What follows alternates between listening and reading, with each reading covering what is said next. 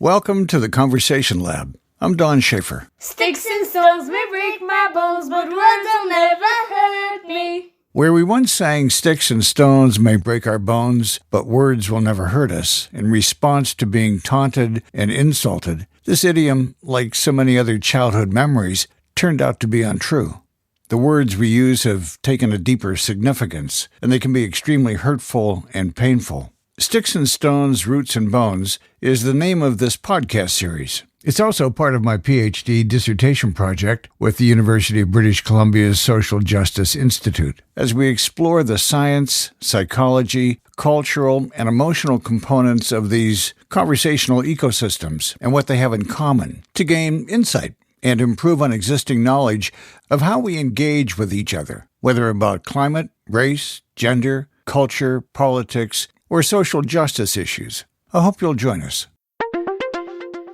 I'm curious if we're more polarized today than ever before, or if we've always been polarized, and I'm really wanting to talk to people that have difficult conversations every day to figure out what we can learn from them. In this episode, we're joined by Bob Joseph. Bob's an initiated member of the Hamatsa Society and has inherited a chief seat in the Thunderbird clan, the first clan of the Gwawanuk, one of the 18 tribes that make up the Kwakwaka'wakw.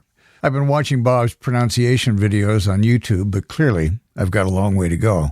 Bob's an author and Indigenous relations trainer whose book, 21 Things You May Not Know About the Indian Act, was the 10th best-selling Canadian book in 2019. He's also the author of Indigenous Relations, Insights, Tips, and Suggestions to Make Reconciliation a Reality.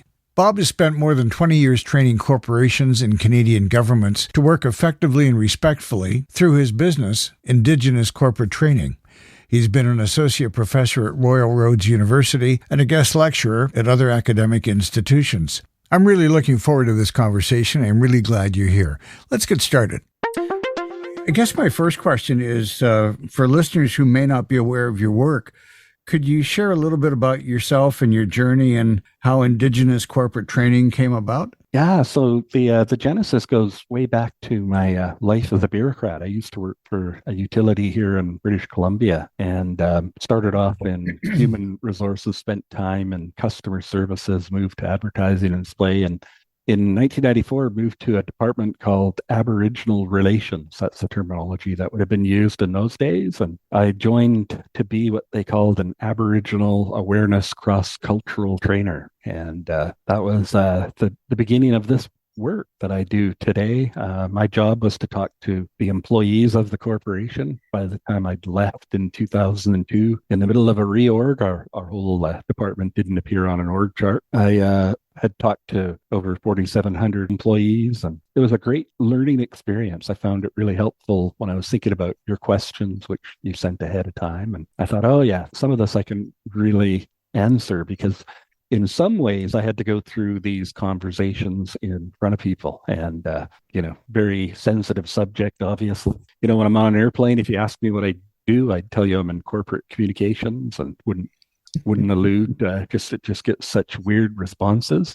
But all of that's to say, I had this chance to cut my teeth there, and while I was there, sometimes when it comes to meeting with communities, First Nations mostly in those days, you didn't have the luxury of being the only group there. They might invite other folks, railway companies and telecommunications, and there could be a whole bunch of people at the same meeting. And so I would work on this training piece and give them some hints and tips about how to perform better in the meeting, and they would go and hopefully do what I asked them to do, because I didn't have any power to compel them, obviously. And they did on this day. And after that meeting, we got a phone call from one of the other participants, not our company, a different company. And they said, can we come and talk to you about that meeting we were all just at? And I said, sure, come on over. And the first question they asked is, so we're all at the same meeting, and we noticed your people weren't getting beat up as badly, and we're wondering why. And so we said, you know what, we provide a lot of training for our people before they go to those meetings. They know what not to say for sure, and they know what to say if they can remember that. And they've got a frame of reference that's similar to the people that they're talking to, which helps get rid of any of the miscommunication that can occur. And so they were sort of the first group to ask me, and I had to go back to our company and ask, went all the way to the board, should we share this with other people? And the decision was made at that time to share with other people. And by the time I'd left the organization in 2002, we talked to over 100 outside organizations all across British Columbia and Canada, did work for groups in the US and Latin America. And it turned out that wherever there's colonized Indigenous peoples, the stuff we were providing would be helpful for people. And so that's how I got into it. The reorg, I just thought, I'd continue the work. I would, expand on the ideas and, started blogging as a way to give back to the whole broader community, not just my corporate clients who can afford to pay a trainer to come in and spend that time. And so that really was the genesis, if you will. And so we continue to do that. We've got a bunch of trainers and a whole bunch of crew staff that we work with. It's been a neat, interesting journey that way. You've written some fascinating programs over the years, and I'm curious, what's changed from when you started to where we are today? So in the early days, people just weren't as aware, and they really don't become aware till, say, the Kamloops 215. Even the calls to action and the TRC didn't sort of punch through and break into the zeitgeist as much as the 215 did. And so, what was really striking for me, I was about 5 presentations in, total rookie trainer, and we do a lot of awareness training and how to work effectively with Indigenous peoples and negotiations and consultation, all of that. But what was interesting to me at that time, I just finished talking. It was a coffee break, so we were in at 8:30. Coffee was around 10. Just finished talking about residential schools. And to me, it was, I just knew about it. Both my parents went, and I'd been learning to do this, as part of this job. And on the break, I had a lady come up to me. She had tears streaming down her face. She was crying. And I thought, wow, I mean, this is pretty incredible. I said, what's wrong? She said, I can't believe you. And I said, what do you mean? She said, I can't believe you. There's no way my church would be involved in this. There's no way the police would be the people taking, kids away. And there's no way the government would support this. It's just totally unbelievable. I just can't believe you. And so I had to say, well, look, that's obviously, something that you're going to have to work on. And I'll just let you know, I work for a public corporation here. That's actually a Crown corporation. And I can't just come up here and say anything I want. This is valid and reliable information. It's been researched. I wouldn't say it if it wasn't true. And so, but I appreciate that, maybe this is the first time you've heard this and you can't believe me. That would make sense. This is, such an interesting sort of rabbit hole that I'm talking about here today. Where today people are really up on it. We're seeing protocol at football games and hockey games and in people's email signatures. And I think we're well beyond it. And the 215 really, a lot of people just didn't know. And, but I think that's been the biggest change, where we've come from, I think, as a society, from almost no knowledge, one of, a whole bunch of Indian Act issues, to they're working on calls to action. They're doing it with their families, communities, church groups, businesses. It's that's probably the biggest change. The Yellowhead Institute released a report last year that questions Canada's commitment to reconciliation. In your view, what does true reconciliation look like, and how can individuals and communities actively contribute to it? For me, Canada, I assume maybe they're talking about, the government of Canada or provinces. And I've always said, since I wrote the book 21 Things, I get a lot of questions about the Indian Act. I've always said that the reconciliation that needs to happen, and I've always said I'm going to bet on Canadians. I don't, if as far as governments go, what I've seen in my career is they flip-flop. One will do it and one won't, and just all of that stuff that's politics in any country, electoral politics, majority rule kind of stuff, right? I'd rather bet my money on Canadians doing this work, and that they commit to it and commit to it for a very long time, because it took us 3, 4 generations to get into this mess we're not getting out in a year or 5 years. And so I think it's just ongoing. And I'd put my money on the average Canadian with their core values of fairness and rightness and those kinds of things. I've said that through all of my book interviews. I hope the government of Canada does stuff and continues to commit to reconciliation. I know they haven't lived up to all of the calls to action yet, but maybe they're on their way. And maybe we're going to go from a liberal government to a conservative government, which typically we see a lot of cutbacks. And so I can't see the commitment increasing to reconciliation if that were, a political reality in the future. I think that's just a reality of electoral politics, and they flip-flop like crazy. So if you remember Gordon Campbell, he came in, he had a pretty strong, what would be described as an anti-Indian platform. There's going to be one law for everybody. We're going to have a referendum on the Niska Treaty. And, anybody that understood sort of Section 35 rights issues was like, okay, it's going to get a little rocky. The road's looking pretty bumpy ahead, because those are, if they should all be equal, that means there's no Section 35 rights. And yeah, so it was an interesting time. But by the time he'd left over a period of maybe 2.5 terms, I can't remember exactly anymore, but, by the time he'd left, he'd done so many amazing things. He'd taken stumpage fees and was sharing them as part of forest revenue sharing agreements. He did the whole 2010 Winter Olympics where he made the 4 host nations, gave them head of state status at the 2010 Winter Olympics. They were part of the Olympic family. And, he actually did a lot of incredible things despite his initial position. And he had to lose a court case to sort of help him get over the hump. But once he was over the hump, he was just like, people would say, I thought we were going to try and make them equal. Well, we just lost that court case that said they're different, that they've got these different rights. So not even going to listen to this anymore. Here's what we're going to do.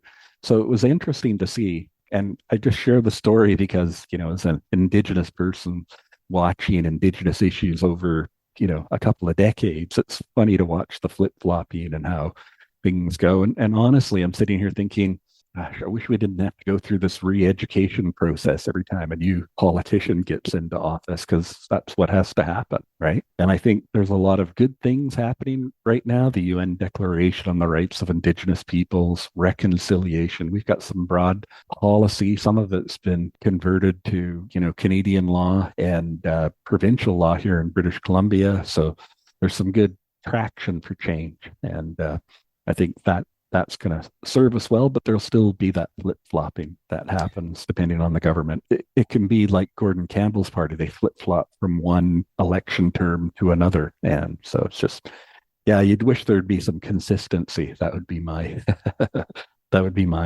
thing. I'm quite struck by the notion of governments flip-flopping back and forth.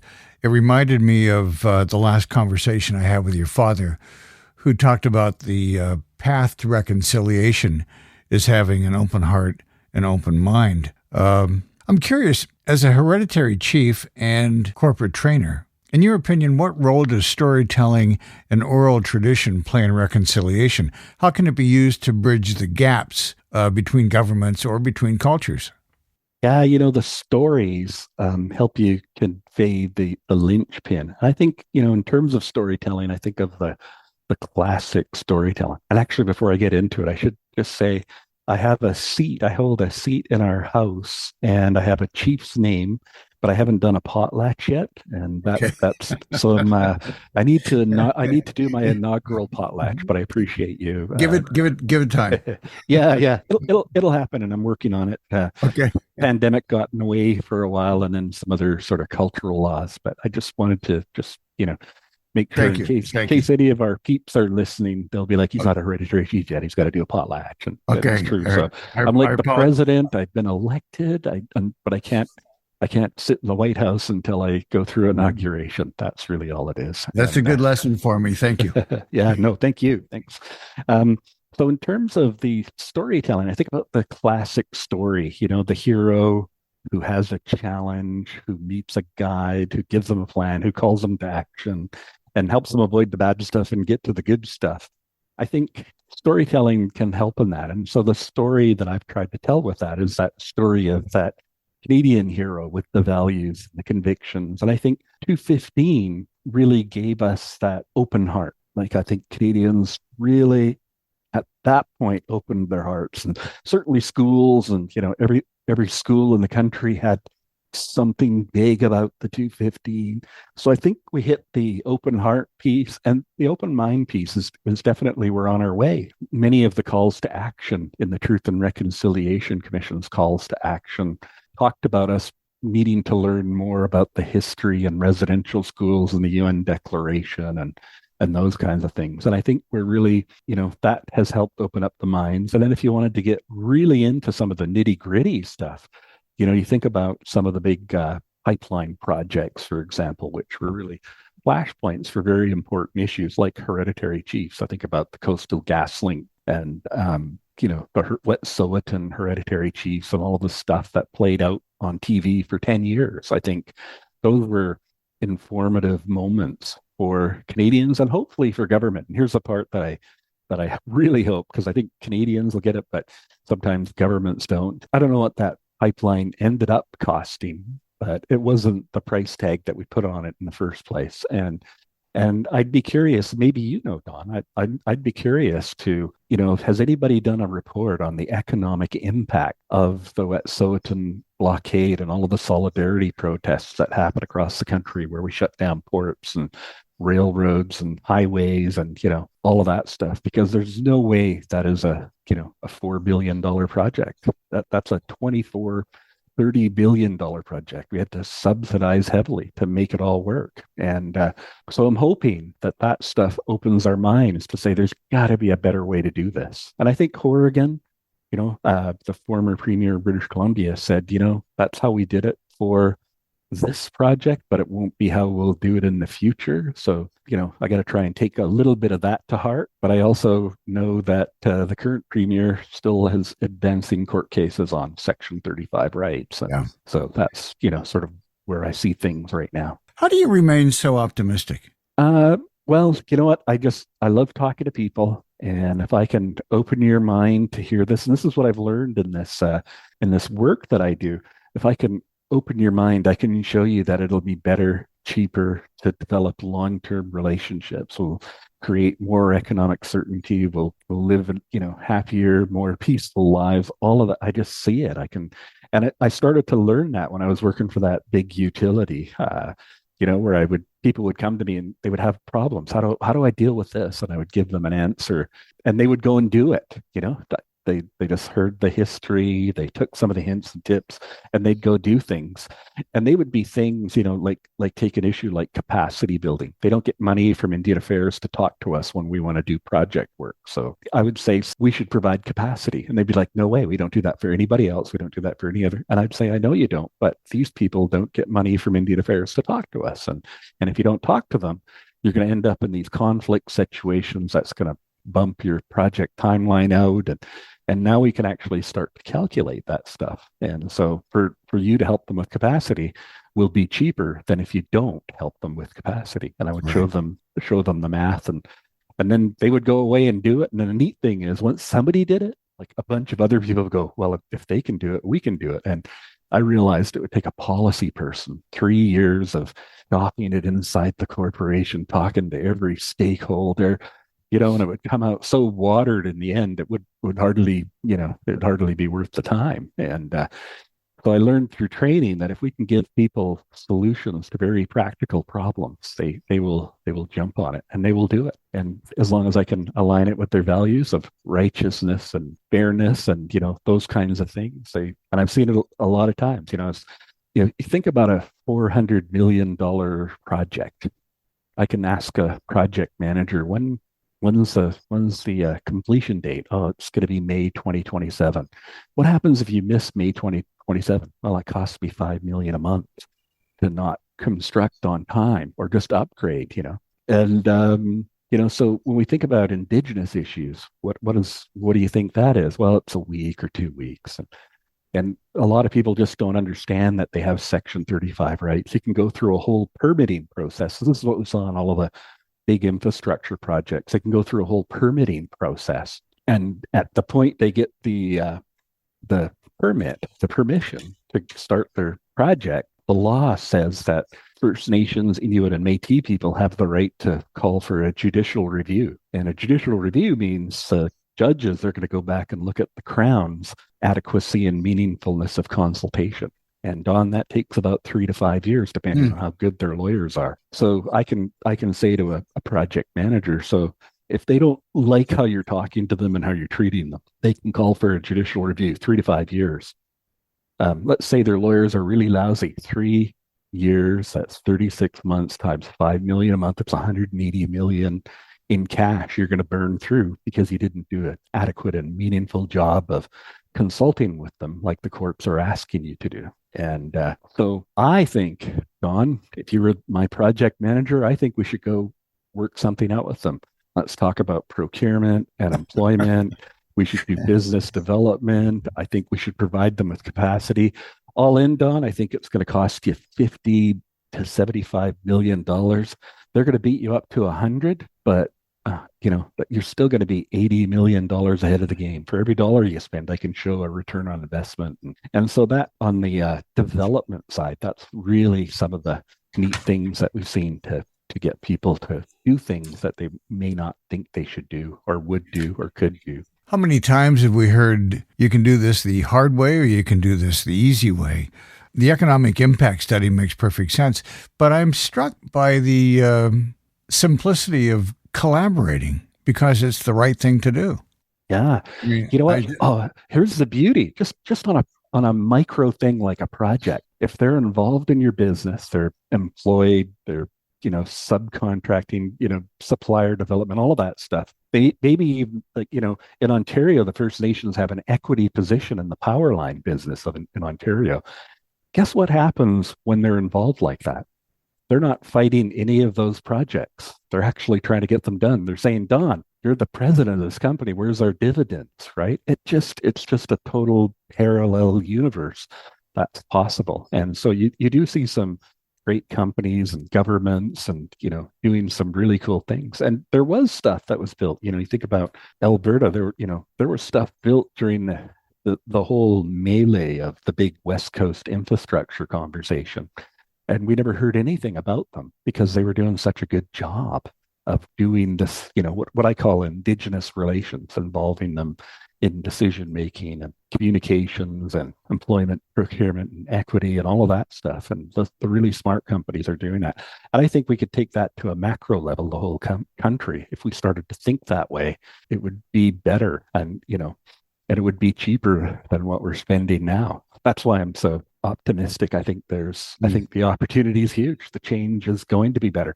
Now, here's the thing and I'm still optimistic about it, is it's going to require us to think differently. Development at all costs doesn't really fit in with what I'm talking about here. So, we might have to change things. And in our awareness class, I'll talk about that, Let's talk about this. The Indian Act was put into place on a superiority complex, right? What we have is better, and we're going to do this Indian Act because you guys live short, brutish lives, and you're a dying race of people, and we're going to help make things better for you. And so I can remember talking to my dad, and thanks for mentioning him.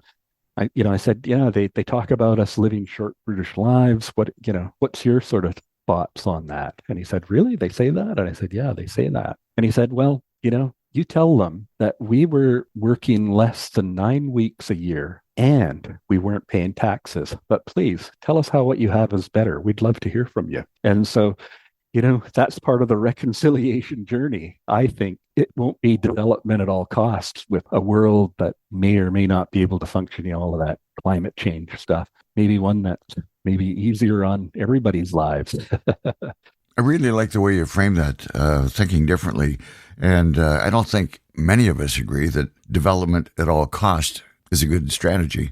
So how do cultural, societal, or demographic factors such as age, gender, ethnicity, or political affiliation influence the dynamics of our conversations? How are they getting in the way or helping this reconciliation journey? Yeah. So age, let's tackle that one first. I my perception, and it's like you say, it's my opinion. I feel like sometimes older Canadians struggle with this stuff, where younger Canadians, millennials, I'm not sure what the age breakdown is and all of the demographics and that, but the younger people just don't have hangups with doing land acknowledgements and those kinds of things, where somebody that grew up in the 50s, 60s, and 70s still, they don't have any legal interest. They don't have any rights. There's no Section 35 rights, and so when I'm in my workshops, I like to think these are average Canadians. I can see differences between women, how they think about the problems, and men, and then of course young people this is important to me, and I would like to do the right thing and continue to work, and so that's what I see when I'm talking to people. And I think about, we do public workshops. Here's an interesting sort of, when we talk about the sex of people in our public workshops, I find mostly women show up. It's pretty interesting, and they're kind of middle age. They're moms, maybe new moms, all the way up into mid-career, even later career. And so, on the public side of our business, where you can just come to one of our workshops, we're going to be in, I think, Ottawa and Vancouver this fall, for example. That's kind of the demographic that we see. Where in our business to business, it can be quite mixed, men, women, but most of those decisions are, because of the way, society and big companies are, most of those decisions are not made by women. They're being made by men. And those men are deciding, well, should I get Don and his 25 colleagues one of these workshops? Yeah, I guess I should. This makes sense. And so we've tackled age, sex, what was political affiliations. I've watched the political parties and tried to, make sense of how they think about things. And if I think about it federally, the Liberals are pretty supportive of Indigenous peoples and have made a lot of changes, where previous Conservative Party just had a whole different view. And to me, it wasn't about race. It was more about philosophical, sort of financial business kind of mindset that they had, which was, we're going to do more with less. We're not going to spend as much money. And which meant that Indigenous peoples were going to be negatively impacted by cutbacks on healthcare, housing, education, Indian affairs, those kinds of issues. So they often struggle, when I think about, say, the Conservatives and the NDP, pro-labor, pro-union. They haven't really governed, so I can't really tell with them, what the policies are. I guess we could talk forever about values and beliefs and how they impact all of those things that you discussed. How can non-Indigenous people be effective allies in the reconciliation process? What can we do more of? In line with the Truth and Reconciliation Commission, the calls to action in light of the 215 being, more empathetic and open-minded, would just be open to learning about the Indian Act and the history and some of the different cultures that we can find across the country. I think those are the valuable steps right now. And I agree. And I've taken a little bit of heat over the years, Don, well, those land acknowledgements, they're not enough. We got to get beyond the land. And you know what? It's society. We are talking about changing a society. And there's always that analogy of, a great big ship, and they just don't turn very fast, right? And so when I'm thinking of stuff, I'm thinking about it in terms of longer term reconciliation. It's just going to take longer. It took us 4 generations to get into this mess. We are not getting out of it in one. I would love to see that happen. I'm a performance, consultant in some ways, but I also realize that it's just going to take time. And so some of the steps that we ask people to do, land acknowledgements are perfunctory. Well, no, they're not actually, because 50 years ago, you still had Calder and the Premier arguing about who owned British Columbia. We own this lock, stock, and barrel. And, the other side saying, no, you don't. And you just have little reserves.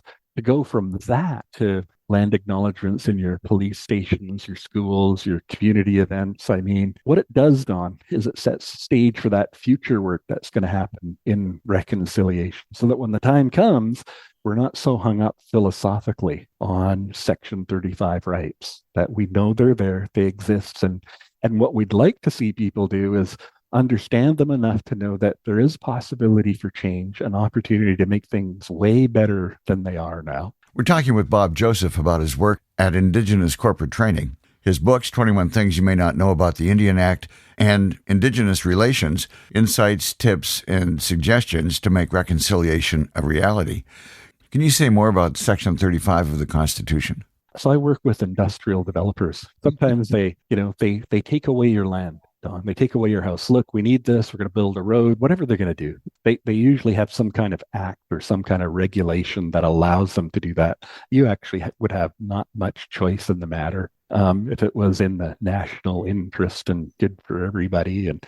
But you do have a legal interest in that house. So if we were to take away your house, we'd have to pay you a fair market value. And you would expect that. You'd still be mad at us, but you're going to pay us fair market value. So in the old days, I would say to people, we got to help them build capacity. They don't get money. We've got to provide them money to work with us. And people would say, why? We don't do that for anybody else. It's not right. It's not fair. It's not equal, and I just don't see why we have to do it. And so sometimes when I was talking to those people that take up lands from time to time, I'd say, well, when you take away Don's house, do you feel like you got to give him anything? Yeah, well, he has a legal interest. Well, they have a legal interest too. So I don't know why you're struggling with this whole piece. And so we're trying to, right now, I think in terms of reconciliation, we're just trying to bridge the gaps in knowledge that would allow us to think differently. And does that help, Don? Yeah, it does. Yeah, no, it helps a lot. I'm enjoying our conversation. I want to ask you one of my favorite questions and see what comes of it. Stephen Sondheim was an American composer and lyricist. In an interview with D.T. Max in the New Yorker, he said, "My idea is that every moment of human intercourse, like right now between you and me, there's 64 of you in this room and 64 of me in this room that we bring into a conversation. So every sentence we say, any intercourse we have is filled with layers." Can you help us unpack what he's saying and what resonates for you regarding the complexities of the conversations we have? I like it, and I don't know much of his work, I will admit, but thank you for the question. And I think 64 is a little bit light, when you're talking to me. My tribe would say I'm only thinking of 64 of us. Well, actually, they'd be okay because I belong to a band of less than 50 people. But there's this expression.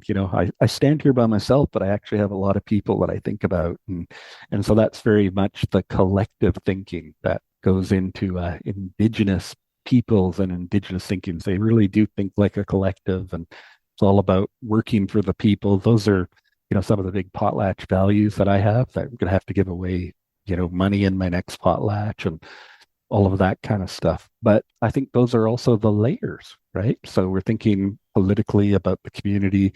In our place, we talk about the clan, and then the houses, and then the nation, and then the broader political nation. So we really do think out that way, and those some of the layers that I have to think about. I've also done a lot of work for the corporate sector, so that's a layer for me, because I got to try and find a way to talk about this where the community will still respect me, and the corporate guys will feel good enough to hire me, and governments too. We do a lot of work for federal, provincial, and local governments. So I have to layer that into our discussion as well. And then I've got a whole legal frame of reference that you might not have. I've got the Indian Act. I've got Section 35 rights, in which there's been over 150 court cases that have talked just about the duty to consult and what that means and when it's adequate and meaningful consultation.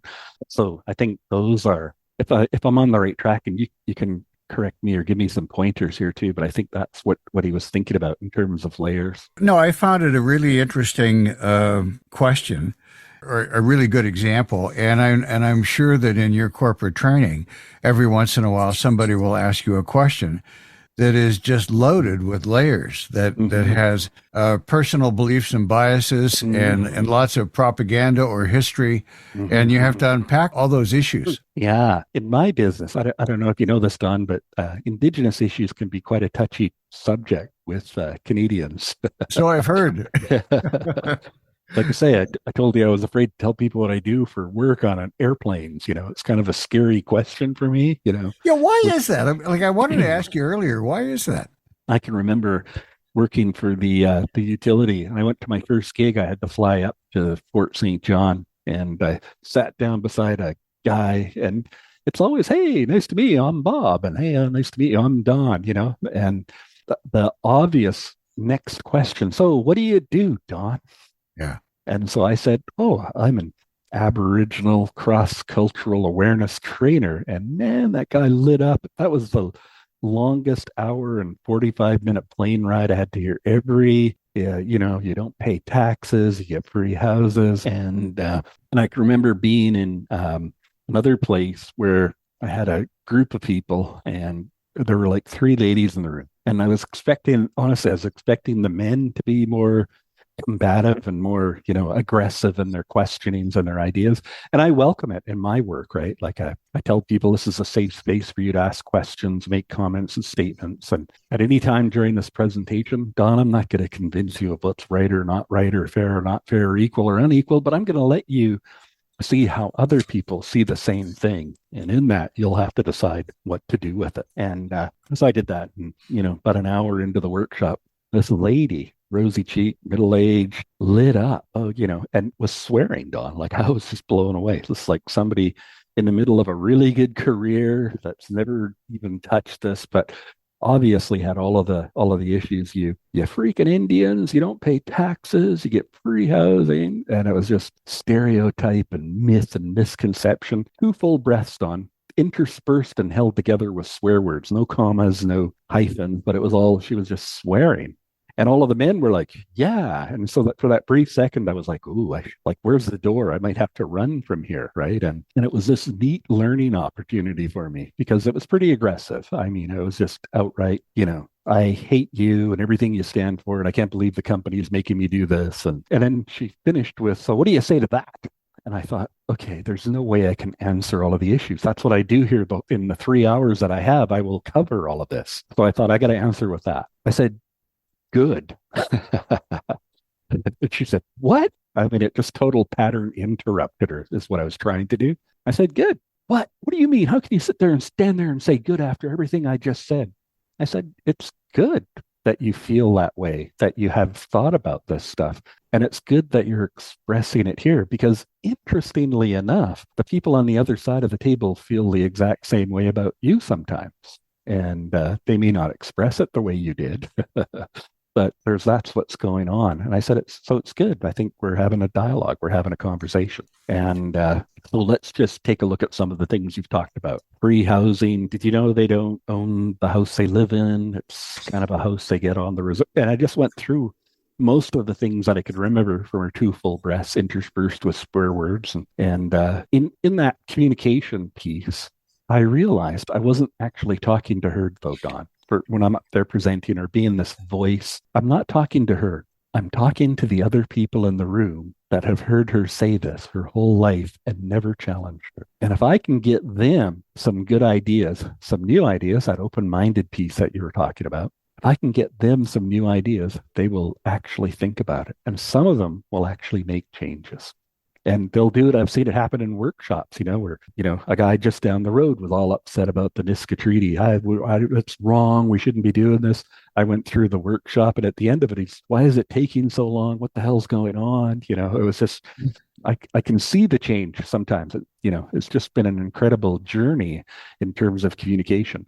But one of the really neat pieces, and I think it gets to some of your, upcoming questions. How do you stand there in the pocket and have these tough conversations? And I teach people how to negotiate with Indigenous peoples and, for stuff that happened 60 years ago. And some of it is just your straightforward conflict resolution, where I acknowledge what you're feeling and what you're saying, Don. And then I ask probing, inquisitive questions. And then later on, at some point, we get to, how do we solve this problem together? As I was sitting there, and the thing was, I could see this lady in front of me.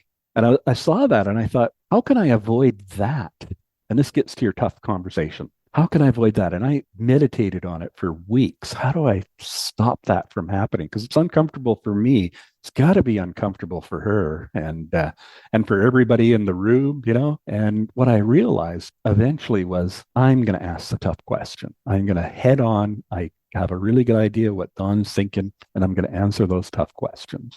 So if I can have the luxury of knowing what people are concerned about, that gives me a huge opportunity to have a really good conversation. So how many of you heard they get free housing? And let's just talk about what that looks like. And how many of you have heard that they can fish anytime they want?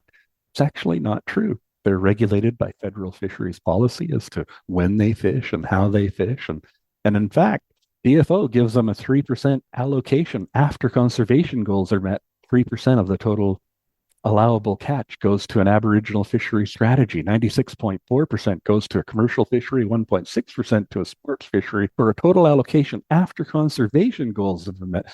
So I can walk people through when they're calm. I don't need them to spaz out on me. The way I do that is to introduce the concept myself and just head on, share my ideas. And then I've had the luxury of working with, great DFO negotiators. I had this one guy who negotiated.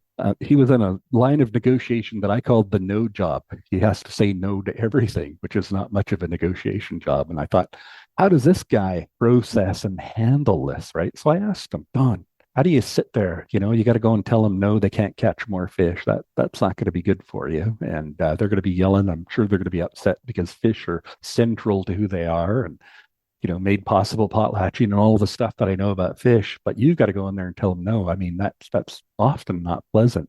Most times I'm thinking.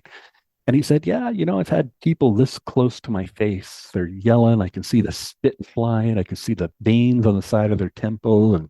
And Don, how do you process that? Like, how do you stay in that conversation? And he said, you know what? Nobody likes to be in that situation where the feedback is harsh and negative. But what I realized was, this person, even though they're this close to my face, the spit's flying, I can see the veins in their head. I realize this is the most important thing that they want to talk about. And if I can sit here in the pocket and take it in and start to process it, I can figure out how to solve the problem, because that's what they're doing. They're telling me their problem, and this is the way they communicate. It isn't how I communicate. Now I just acknowledge and continue to ask probing questions. And so it doesn't actually bother me at all.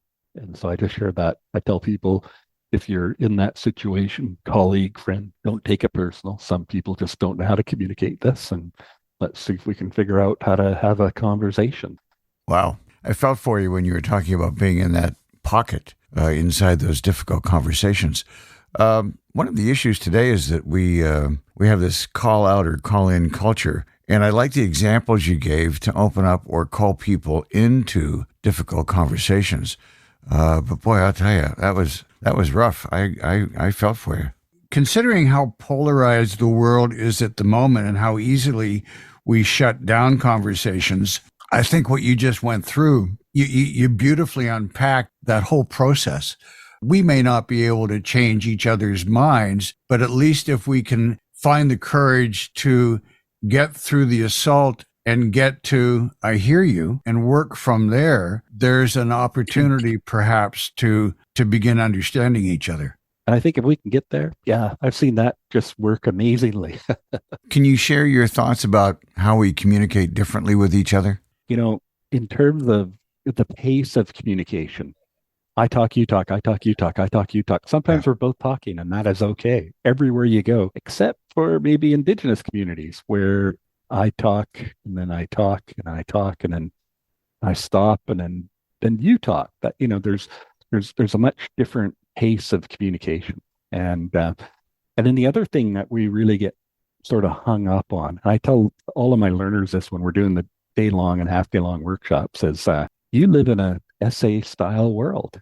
Here's my introduction, here's my 3 supporting points, and here's my conclusion.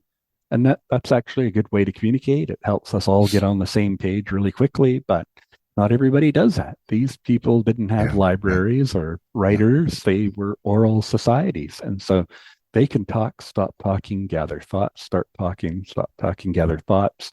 And they're not doing it essay style. They're not going to make the point and then the second supporting point and the third one to back all of that up. They're allowed to talk about anything and everything in whatever order they want. And it's up to us to be able to sit back and listen. And so in the interim, that's my first piece. Hey, we're going to a meeting. What do we do? Don't talk. All you want to do is listen. Do not. And definitely, if you're going to talk, do not try to solve problems. I came from a whole company full of engineers, Don. I don't know if you know this about them, but they love to solve problems.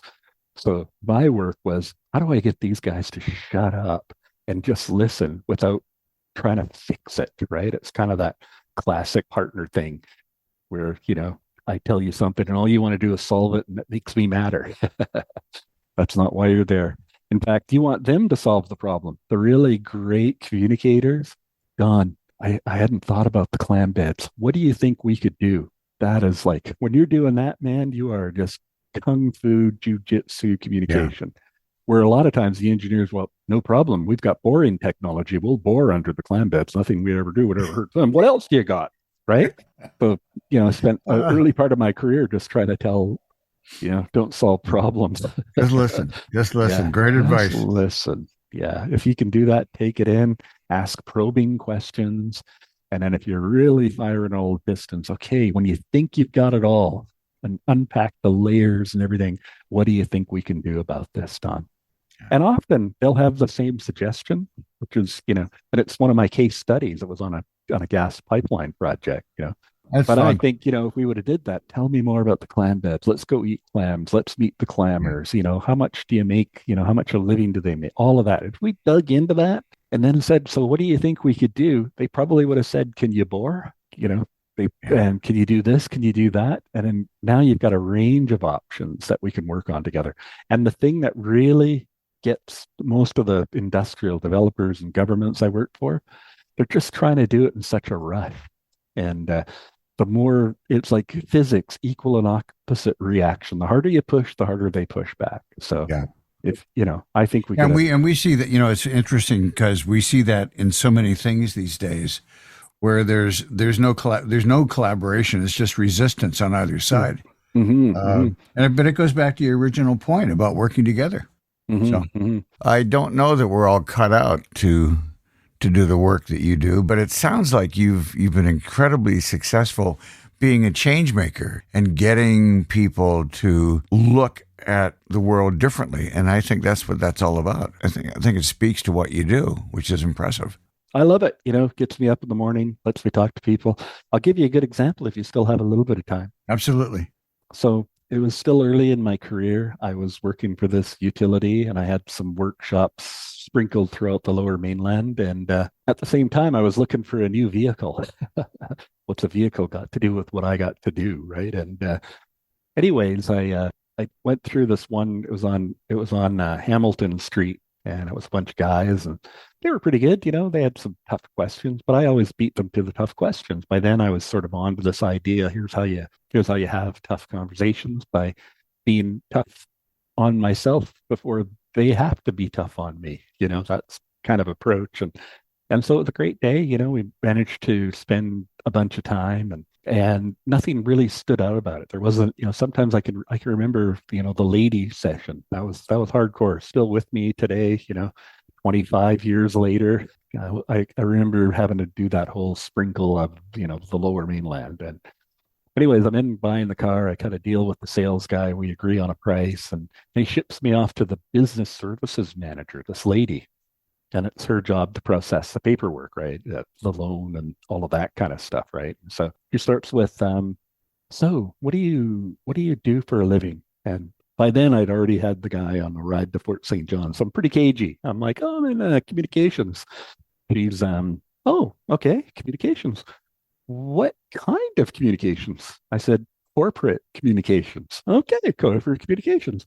What kind of corporate communications? I realized she really wanted to dial in. And so I said, well, if you must know, I work for this utility and I am an Aboriginal awareness cross-cultural trainer. And I talk to people about Aboriginal issues. I give them hints and tips on how to work better. And that's what I do. And she said, really? I said, yep. She said, did you just do a workshop like Hamilton, like a few weeks ago? And I said, yep, that'd be me. And I said, why? Because now I'm picking up there's something here, right? And I said, why? She said, my husband went to your workshop. She said, first of all, before I talk about that, what was that like for you? I said, nothing stood out. They were a great group of people, coffee, donuts. I talked about the history, gave them hints and tips, talked about our business case. It was by all standards, it was a fine presentation. There was nothing awkward about it at all. And she said, huh? And I said, why? What was it like for you? She said, well, my husband heard that he had to go to your workshop months before he showed up and it bothered him. Like he really was upset that he had to do this, that he was just, this is all I do for a living. this has got nothing to do with me, and I don't know why I have to go. And she said the closer it got to your workshop, the more bearish he got. And on the day of your workshop, the alarm went off. He rolled over and said, I'm calling in sick. So there's some layers for you there, Don. And I said, really? I said, what happened? She said she gave him a quick lecture. Look, this is your job.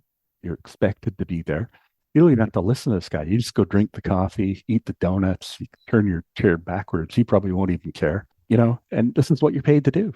So you should go. And if you call in sick, I'm going to phone your boss and tell him you're not. I said, so what was that like for you? Well, he went to work and he came back and she said, I don't know what you told him, but thank you. Because before your workshop, and she had all of this Indigenous art on her wall. Before your workshop, I had to keep it all here at the office. But as you can see now, I've got half of it at home, half of it at the office because I'm a big Indigenous art fan. And I was like, wow. Good. So not bad. Not a bad gig. What a great story. Changing hearts and minds one meeting or one conversation at a time. Yeah, we've got a whole movement in Indigenous relations across the country, in governments, in businesses, churches. I mean, it's just everywhere you look. So it's been a good line of work for myself. And the reason I started blogging was because I was looking at it going, one person, one group of people, look at the impact. Like, how do I get to Canadians, and so my webmaster was working on a new website with me, and she said, hey, called me up one day. She said, hey, do you want to blog with your new website? I said, sure. What's a blog? And she just gave me a brief description, and I said, sure. For me, it was like, okay, maybe there is people out there that want to read about what I have to say to these largely corporate government groups who can afford to pay to have me there. And we've got millions of people from mostly Canada, but the US and Latin America, Australia, and New Zealand that visit our website. They download free ebooks on what to say and not say, and they read all of the articles and they take in the hints and tips. And we were I think the first people to publish. We called it a protocol piece, but it's morphed into what we call land acknowledgements, and people were started to do those, and then we saw people fighting over whether they should do them or not. They're performative. We don't want to make commitment. All of the layers that would go with just a simple land acknowledgement. But I'm still a big fan, and it is. We do have to get beyond, but I think we're still to this place where we're starting to. Okay, we're doing the acknowledgement, and we're starting to learn what that means. My hope, my vision, my wish is that eventually we can get to a place where we can sit down and negotiate something that really works for everybody. And so I think the awareness piece is critical in that. What it does, Don, is it puts us on the same page as the people we're talking to. And if we can have people on the same page, there's less opportunity for miscommunication and misspoken and all of that stuff. And that comes right out of intercultural communications courses where they tell you that. Yeah, they've got to be if two people come to the conversation, I'm Indigenous and you're not. I grew up with the Indian Act and Section 35. Maybe you didn't necessarily.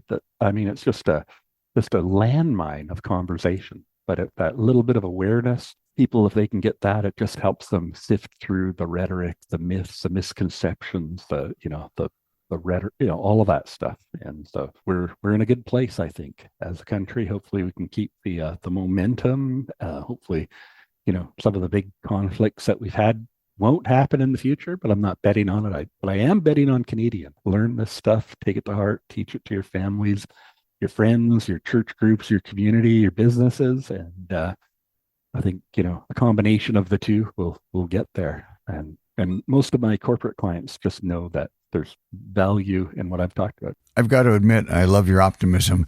I was actually nervous before we started this conversation. I certainly wasn't optimistic that we're doing enough, but I like your long view of bringing people together. Is there a new book coming? Yes, it is. The working title, 21 Things in a World Without the Indian Act. So, I did 21 Things You May Not Know About the Indian Act, and it's it was on the Star's bestseller list this weekend. And, and we're 5 years out now. It sold over 140,000 hard copies. It's won awards and all that stuff. So that's really great for the work that I do. And I followed that up with here's some hints and tips on how to do personal reconciliation. I think if I was being reflective, I would say I needed to spend a bit more time getting some of the corporate stuff out of there, but there were still lots of good hints and tips. This third in the trilogy, it'll actually probably be a fourth, but the third one will be what's the world look like without the Indian Act? And we're going to tackle problems like, and just of the 21 things. So I think the first one in 21 things was replaced hereditary chiefs with elected chiefs. So how do we undo that? And here's some of the models and case studies where that actually works. And what does that mean for consultation? What are the tools we have? The UN Declaration, Section 35 rights. I think the opportunities there, the changes are coming. I always like to tell people, you can run, but you'll just die tired. Oh, I think we've covered a lot of ground. You've been very generous with your time and such thoughtful responses and examples of difficult conversations. I'm very grateful. And maybe I can circle back when you do the book. We can talk about other things. Absolutely, that'd be great. Yeah, no, I appreciate your time and good luck with that dissertation. Thanks, Bob. We've been talking with Bob Joseph. He's an author and Indigenous relations trainer whose book, 21 Things You May Not Know About the Indian Act, was the 10th best-selling Canadian book of 2019. He's also the author of Indigenous Relations, Insights, Tips, and Suggestions to Make Reconciliation a Reality. You can learn more about Bob and his work. You can also learn about when the workshops are on the Indigenous Corporate Training website, ictinc.ca, and theindigenousacademy.com. Sticks and Stones, Roots and Bones is part of my dissertation research project with the University of British Columbia. This radio program and podcast is produced at the Conversation Lab in Vancouver's downtown east side on the territories of the Musqueam, Squamish, and Tsleil-Waututh Nations. It's available on community and campus radio stations across Canada and your favorite podcasting platform. Please hit subscribe to make sure you don't miss our next episode. Thanks to my supervisory committee, Drs. Manel Montani, Janice Stewart, Denise Ferrara de Silva, Jan Fook, and Andy Hoffman. My cohort at UBC Social Justice Institute, friends and family who support this passion project, and Jason Shaw, who composed the music for us. And thank you for listening. I'm Don Schaefer.